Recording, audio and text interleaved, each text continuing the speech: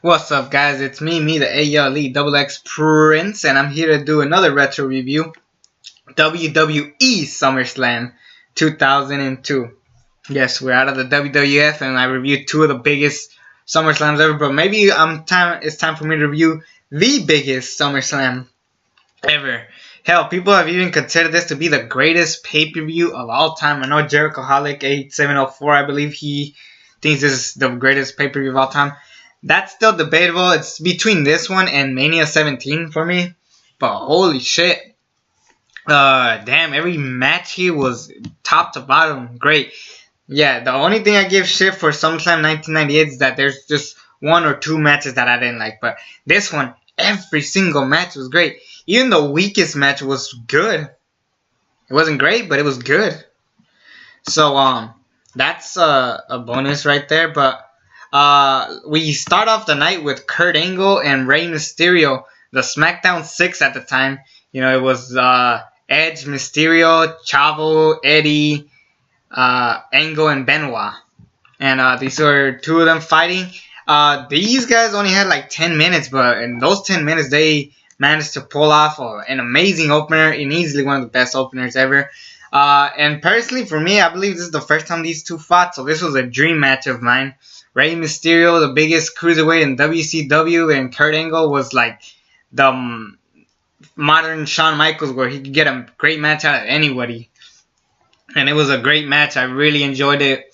And I gotta give it like 4 stars. That's how great it was. And it was only like 10 minutes. And Kurt Angle made Rey Mysterio tap out. I'm fine with that because Kurt Angle was a great heel. And, you know, it was at the time where Rey Mysterio is still kind of developing. You know, thankfully, you know, people give shit for what's it called?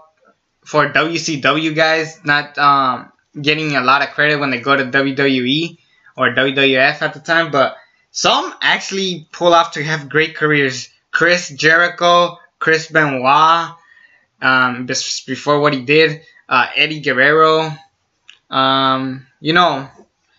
A lot of people actually got some huge, you know, they got more than what they got. And Rey Mysterio is one of those guys. You know, he wasn't really a world champion material, I'm being honest, even though he's one of my favorites. But they did a lot for him. I mean, he had a great Intercontinental Championship run. He got a great tag team title run with multiple tag teams. You know, and he's overall been pulling off amazing matches. You know, if they really didn't give a shit about Rey Mysterio, they would have let him, like, just do maybe like a handful of okay matches. But damn, Rey Mysterio, it was definitely a guy that I'm glad that he's in my hometown, and I'm glad that he pulled off an amazing match with Kurt Angle, and thank goodness for that. Ric Flair defeated Chris Jericho. I forgot about this match, but it was still a really good match when I rewatched it.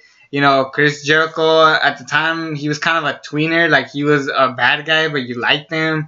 Or a good guy, but you hate him. You know, it was kind of weird with Jericho. But, you know, Ric Flair being the Nature Boy, the fact that this guy was so old and he still pulled off amazing matches just says a lot. Can't say the rest for his TNA career. And, yeah, this is a pretty good match. Edge and Eddie Guerrero. And they had multiple matches before. For me, the one that will always stand out for me was that one in SmackDown where they had that street fight. That match was incredible. Honestly, I wish they had that match in here instead of this one. This one was still really good. But damn, that if you haven't seen that no disqualification match between Edge and Eddie, you go out of your way and watch it. But you know, this is nothing compared to it. And it was still a great match. I mean, shit. At the time, they were trying to build up Edge as being one of the best mid-carders ever. You know, thanks to the draft in 2002, some guys got a lot of development out of it.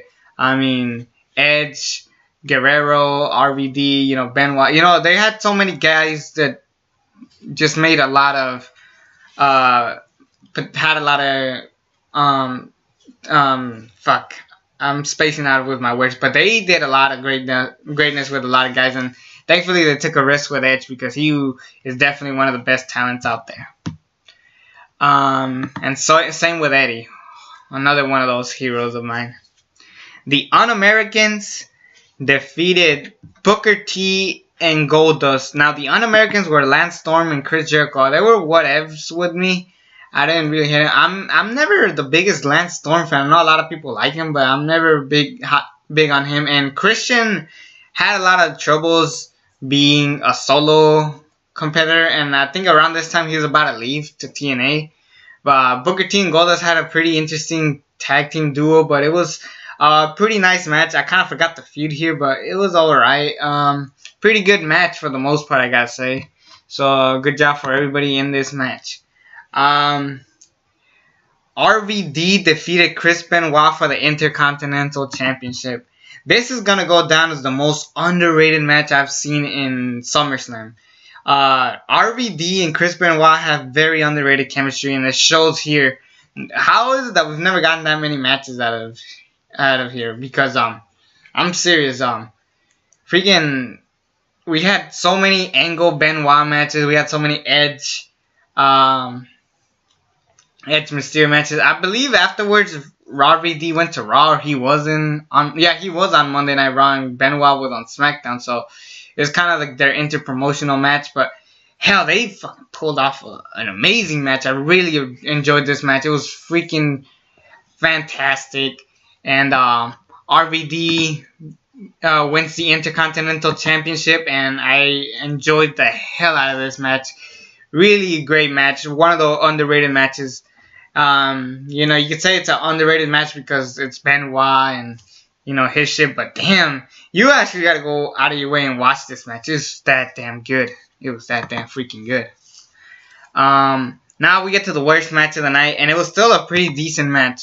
The only reason why it's under the worst one is just because, you know, it was either that or Jericho and Flair. But at least Jericho and Flair kind of have that in-ring duo. But we have Test and The Undertaker.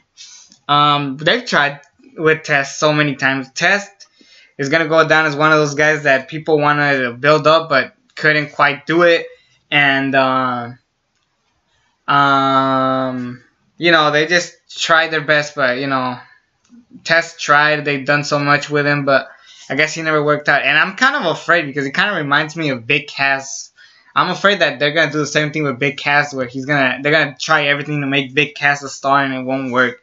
So I just hope that, you know, future stars, just if they're gonna push him to the moon, just be careful, you know.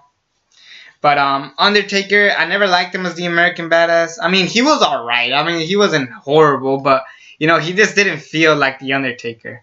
I mean, everybody could agree that that wasn't the Undertaker. That was just a biker dude and shit. But I mean, he still had some okay matches. I mean, he had a fantastic No Mercy match with Brock Lesnar earlier this year. But, you know, as the American Badass, it just never really worked for everybody, and besides his theme song. But hell, this was just a pretty decent little match. It was not the best match ever, but, you know, they tried, and Undertaker beats Test. So, I mean, good enough for me.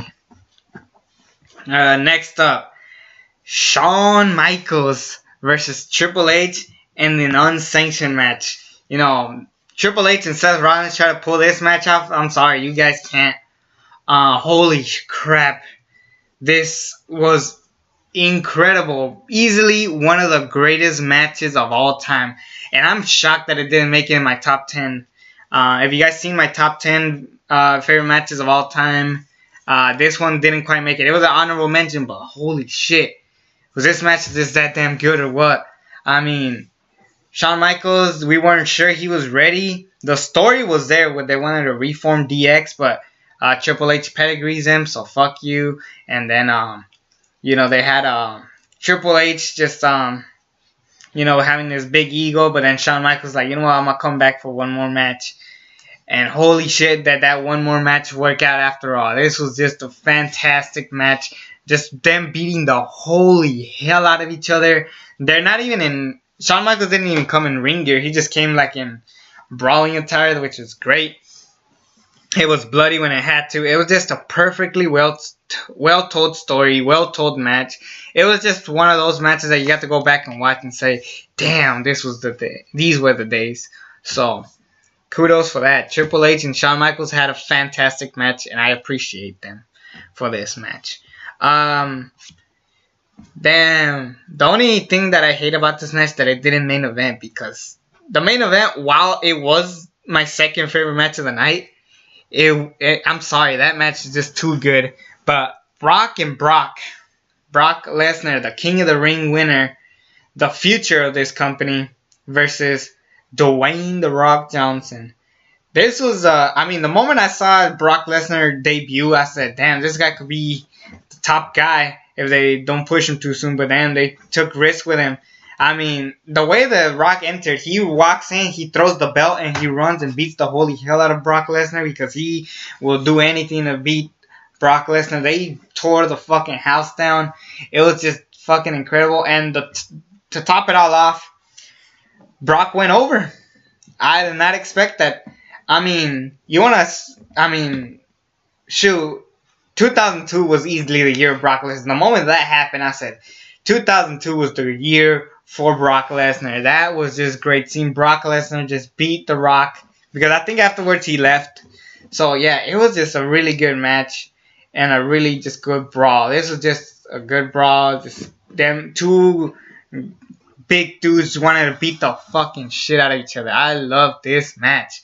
And too bad The Rock got distracted with Paul Heyman. He's going to hit a rock bottom, but then Brock Lesnar just turned around, F5, and that was it. Brock Lesnar, here comes the pain. You know, I love that tagline, here comes the pain. So much better than Suplex City. But holy crap. Brock Lesnar, when I saw that, I said, this guy is the shit. He is a badass. He is just taking over. I mean, it was just great. I really enjoyed this match, and I enjoyed this show. This is the best SummerSlam I've seen. 10 out of 10. Again, a great show. Every match here delivered. Even the weak one was still a pretty good match. So I really enjoyed this match.